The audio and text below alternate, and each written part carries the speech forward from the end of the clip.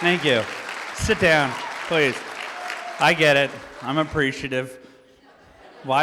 Stop undressing me with your eyes, ladies. Stop it.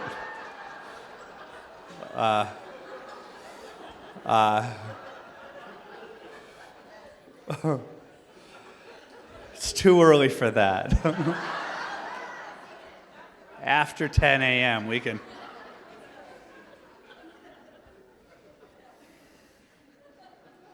That was my mindset. I was like, this is crazy.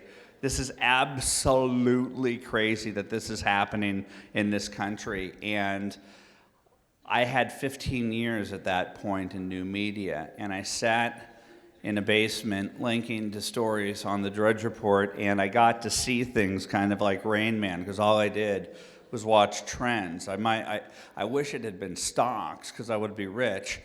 I was just there. I should have been day trading.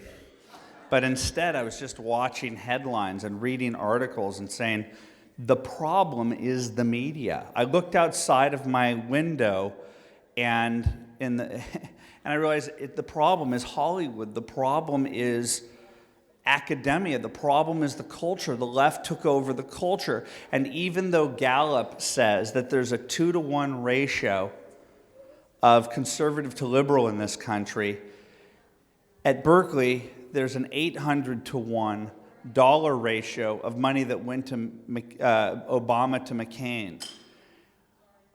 When I went to the UCLA campus, where I live in West Los Angeles, I met with some underground, don't tell anyone, conservative professors. And they said that there were probably on that entire campus, and many of them are in the sciences, probably about 10 of them. And that's a lot. The problem is, and this is why you need to read chapter 6 in my book, this was the intended goal of the left. Just as you could tell through Anita and Brandon that these guys understand that this is a center-right country, so they can't come out there and go, we're socialists. They have to use euphemisms. And they have to wrap their rotten ideology in euphemisms, and the people who aid and abet this are the people within the cultural institutions that they targeted. And in the book, it is my conspiracy theory. The great thing about being in the Tea Party, there's no shortage of conspiracy theories. Mine is the Frankfurt School. And in a nutshell, I discovered this as a alcoholic in training at Tulane University in my American Studies degree back in the late 80s, early 90s, when I allowed for these sorority girls to pick my, on a whim, it was like a bar trick. I go, I'm going to let you choose my major. And they did, and I became an American Studies major, because that's how committed I was to academics.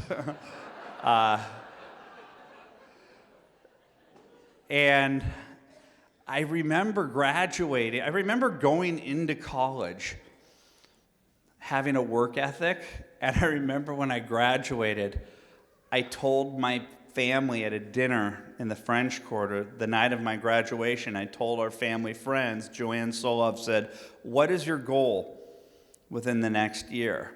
And I said with a straight face, I go, you know what, in the next year I think I'm going to be able to start waking up before noon. And she just looked at me. In 4 years, having studied Marxism disguised as American Studies, and I grew up in Brentwood, OJ's Brentwood, okay? Privileged. I had a chip on my shoulder that I didn't have when that I started with. And I felt that the employers out there owed me something. So I graduated with a leftist mindset that I did not go in with. And then I entered the real world and got my ass kicked. And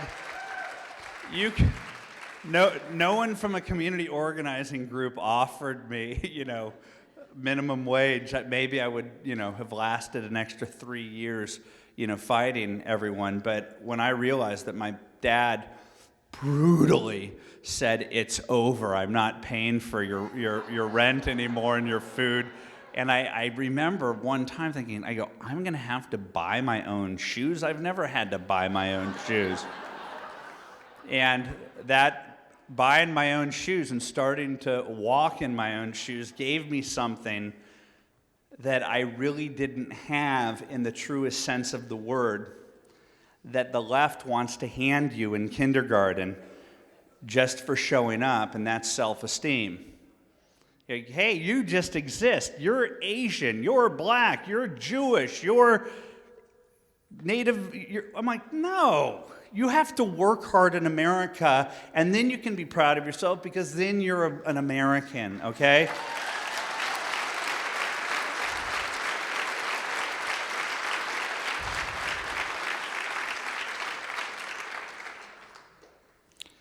Did I tell you how much I hate these people? They really do. I really do. I really do. And I start to hate them more because I like to surround myself with former leftists, reform leftists. That's why Brandon and Anita mean so much to me. And that's why when Ron Silver, the late actor, came out of the closet, or David Mamet, their testimonies are all powerful. And do you know what they do to them? They destroy them. The narrative builders in the culture destroy them. David Mamet, Pulitzer Prize winner, has won everything in the world, every possible award. The greatest living playwright, according to the left, is now in his 60s, because he's come to our side, a hack. Okay? Dennis Miller, he's no longer funny. And look at what they're trying to do with your taxpayers' dollars to try and take an American hero who called up, told the FBI that his pals were planning to bomb Republicans. And right now, the New York Times, PBS, Soros, Sundance Channel, the array of people that the media frames as the good guys, are trying to take an American hero and turn his name into mud. And I can't tell you how many times in his life now he finds himself with these people trying to kill him. And what happens when the person who says, I'm going to come down to Austin, I'm going to kill you, and then the FBI captures that person, and then there's a trial, that person gets off because of jury nullification. Because in the media, they've portrayed him as a sellout to his cause. And that's what they're trying to do right now to minority communities. They're trying to send a message to blacks and Hispanics that this movement that transcends the Republican Party, which we've looked at the Republican Party to represent the values that it claims it represents, and it hasn't. And so the Tea Party miraculously, divinely emerges out of nowhere and starts to reflect what the Republican Party should stand for. And the culture, the New York Times, Hollywood, and academia, the three of them, the cultural Marxists, the Frankfurt School, they don't even know the degree to which they've been trained to be assassins, political assassins, character assassins.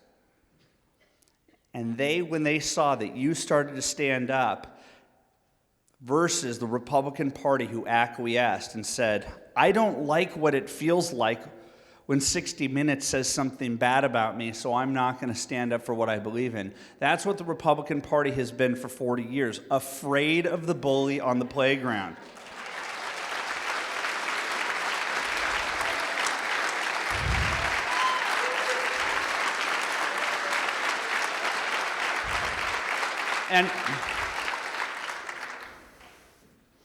And for 40 years, the bully on the playground,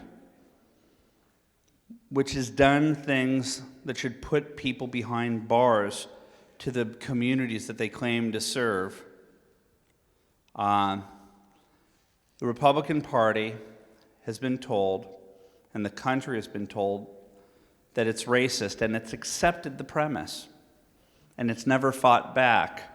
Not only has it not fought back, which isn't enough, they did not fight back, and that's not even enough. They never walked into those communities to begin with because they were afraid. They didn't show courage. And so the Tea Party emerges, and out of nowhere, after 8 years of dissent is patriotic, where there was no amount of Bush's monkey, Bush's Hitler sign that didn't have a CNN anchor smiling and saying, look at the wackiness here at these anti-war rallies. The second that the Tea Party emerged, the array of academia, the mainstream media, and Hollywood immediately said, racist. Why?